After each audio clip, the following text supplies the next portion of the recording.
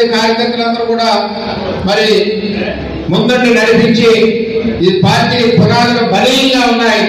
ఈ పునాదులు పగలగొట్టి దమ్ము ఎవరికి లేదని మన కార్యకర్తల యోగాల పాదయాత్రలో నిరూపించడం జరిగింది.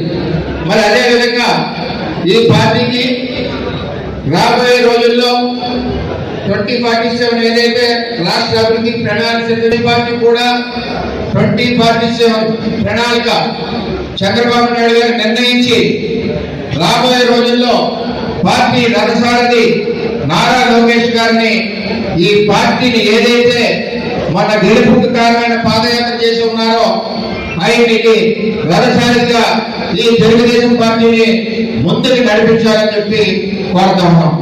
మరి జిల్లా పార్టీ నుంచి 7 నియోజకవర్గాల నుంచి కార్యకర్తలు అందరూ వచ్చారు.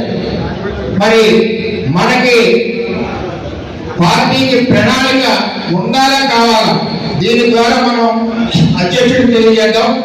పార్టీకి భవిష్యత్తు ప్రణాళిక ఉండాలి. భవిష్యత్ తరం నాయకుడు మరి నారా లోకేష్ గారు ఉండాలి అన్న వాళ్ళందరూ కూడా చేతులెత్తవలసిందిగా కోరుతా ఉన్నాం. నారా లోకేష్ గారి నాయకత్వం, చంద్రబాబు నాయకత్వం.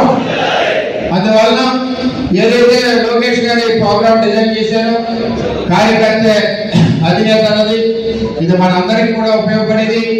మన కార్యకర్తలందరికీ కూడా ఈ సమస్యలు మనం తీసుకోవడమే కాకుండా ఈ సమస్యల మీద జిల్లా అధికారులు కానీ సంబంధిత అధికారులు వారిని స్పందించవలసిన బాధ్యత ఉంది.